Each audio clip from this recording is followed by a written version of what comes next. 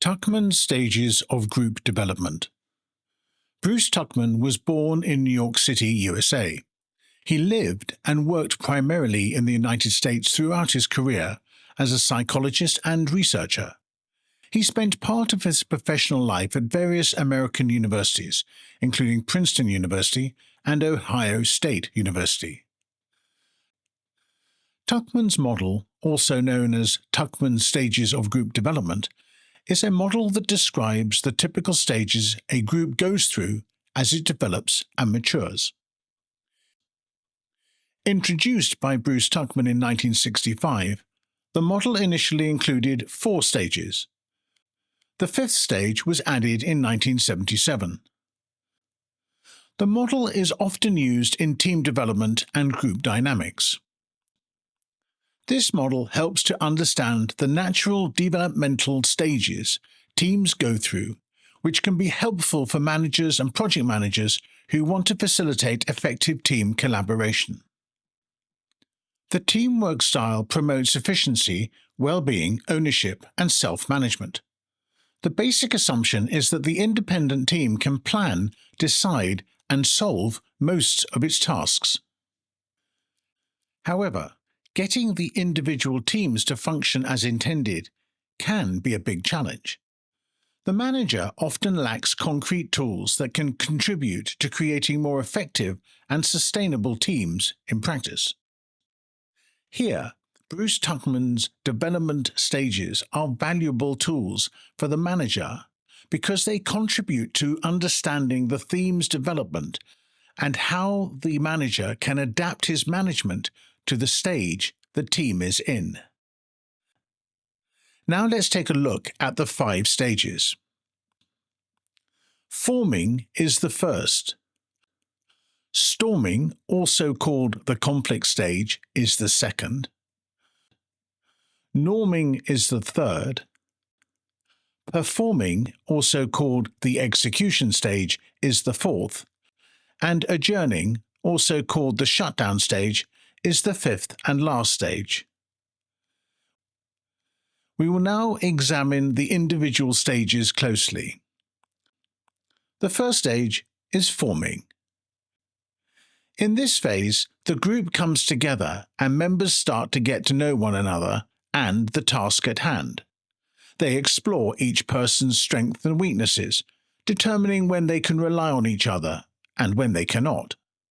Additionally, they take note of any unique traits or quirks among team members.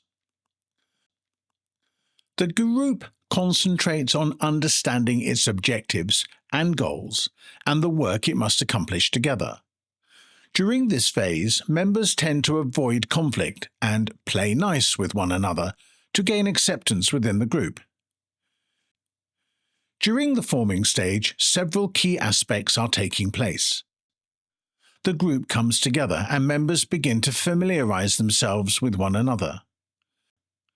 This stage is marked by politeness and uncertainty, as individuals still figure out their roles and relationships within the group. At this point, people tend to concentrate on practical details. The challenge of the team leader in the forming stage. The team leader must actively ensure that members consciously engage with their joined team. The leader must guide the team in clearly defining their objectives, roles, and responsibilities. The team leader's primary responsibility is clearly articulating the task. At this stage, taking a decisive and direct approach is essential to guide the team effectively. The second stage is storming, also known as the conflict stage. As individuals become more comfortable, they will undoubtedly challenge the boundaries established by the team during the forming stage, leading to inevitable conflicts. These clashes arise from distinct personalities and diverse working styles, different approaches to achieving goals. Any resentments and frustrations overlooked in the previous stage will resurface and directly impact the team's performance. Addressing these issues proactively is essential for maintaining both productivity and teamwork. The characteristics of the storming stage are: the group begins to confront differences and potential conflicts arise. The members can challenge each other's ideas, values, and authority. There may be a struggle for team leadership, roles, and responsibilities. Subjective attitudes are expressed. Hidden agendas or collusion emerge. Confrontations, emotional outbursts, or repression may occur. The team leader's challenge is as follows. This stage can be challenging, but essential for the group's development. The team leader must be available during this phase, managing conflicts and fostering a sense of security among team members. Additionally, the leader should ensure that everyone understands their responsibilities and tasks to keep the team focused and on track. During the storming stage, the team leader must actively resolve conflicts and establish clear goals for the group's work. It is essential to provide individual coaching when team members face challenges or fail to complete their tasks. The third stage is called norming, during which a shared identity is established among the group members. In this stage, things calm down, and fixed rules are established, both written and unwritten. The group agrees on how things have to be done.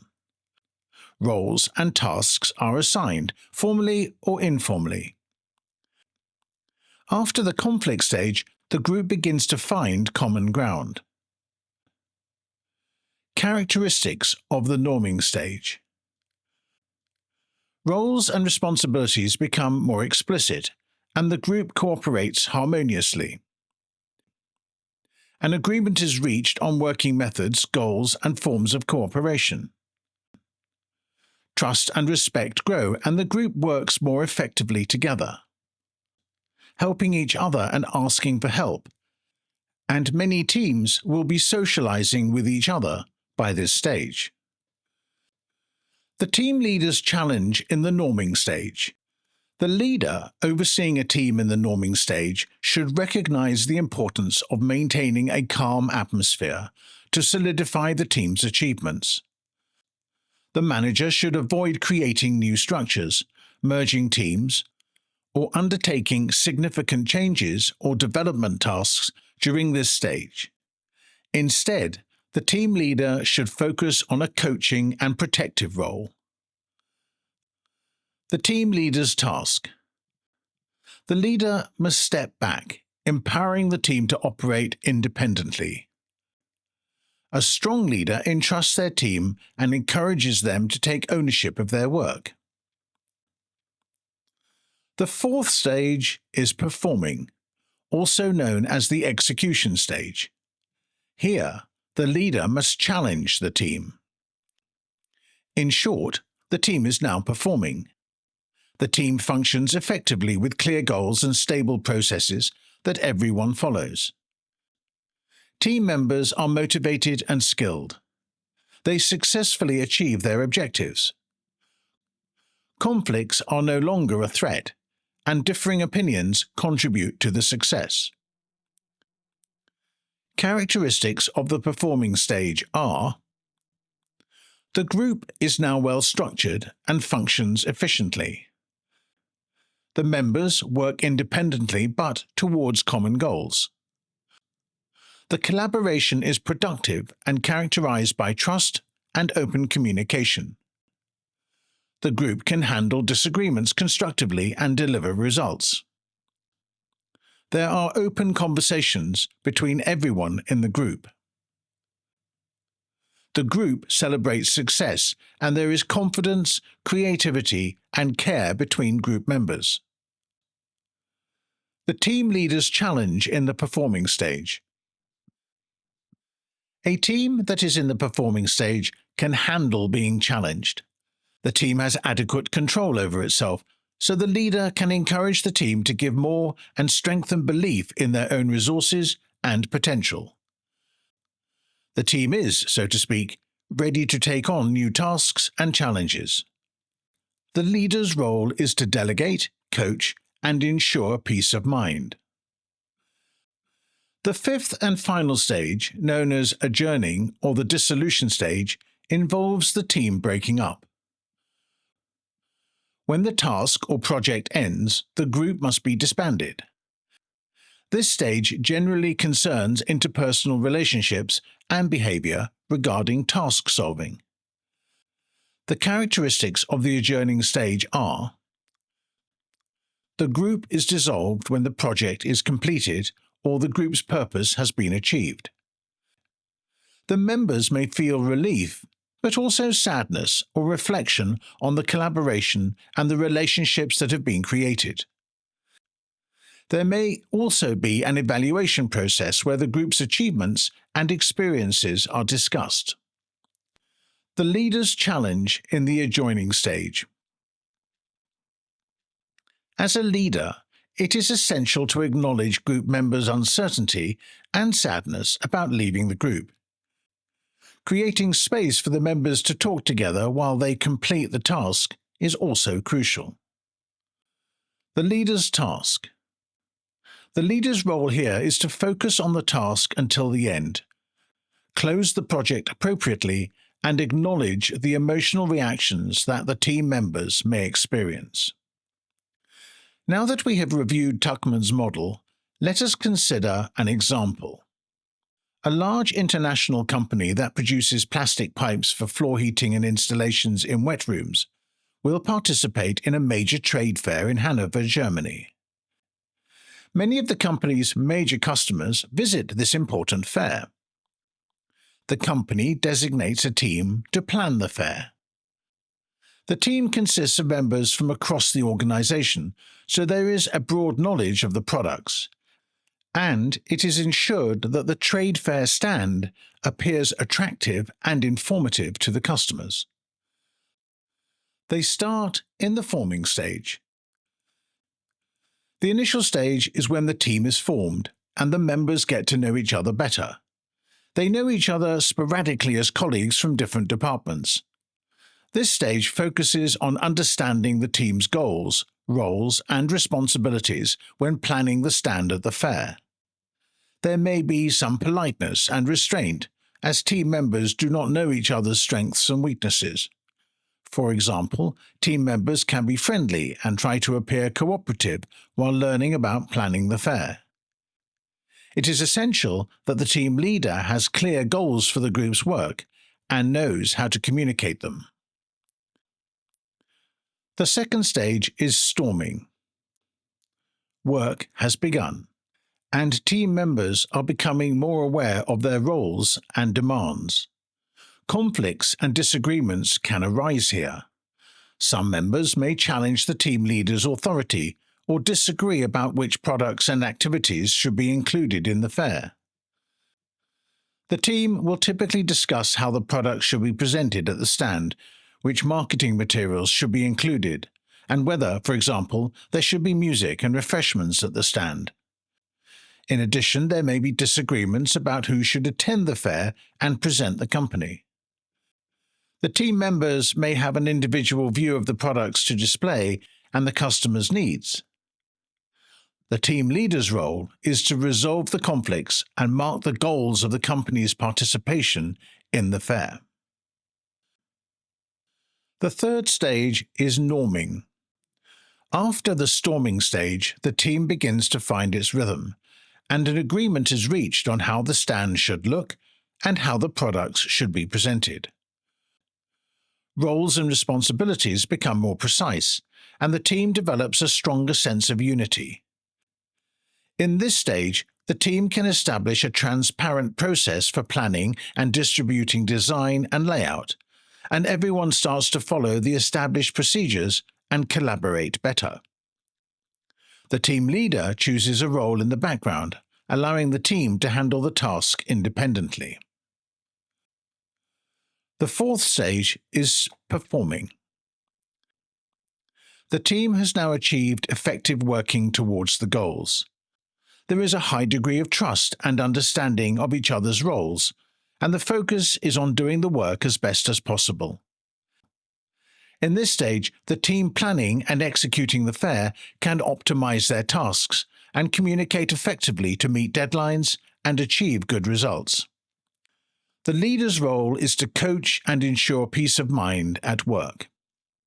The fifth and final stage is adjourning. Tuckman later added this stage, in 1977, involving dissolving the team after completing the project. For the trade show team, this means taking down the stand and evaluating the project's success, after which the team members return to their respective functions or tasks. The team leader's role is to stay focused on the task, close it down properly, and acknowledge the emotional reactions of the team members and their good work. Tuckman's team model is popular, but has also met criticism. Here are some of the main points. The model is set up as a linear progression. It assumes that teams go through the stages linearly and predictably. Groups may jump back and forth between stages, mainly when changes in group composition or external factors affect the work. The model lacks dynamics. It does not consider the complexity of group dynamics. In practice, teams can have several conflicts, known as storming, at different times or experience norming and performing simultaneously. Tuckman's model assumes a one-size-fits-all approach, which does not necessarily reflect real, more dynamic teams. The model does not consider external factors. It primarily emphasizes internal factors, such as communication and relationships within the team. However, it overlooks external influences, including organizational change, management styles, and resource availability, which can significantly impact the team's development. There is an excessive focus on conflict. The storming stage can seem inevitable and adverse. However, not all teams experience an intense conflict stage. Tuckman's model can help us understand specific group dynamics, especially for new teams. Still, its limitations mean that many organizations also look to other models and frameworks to understand and support teams more nuancedly.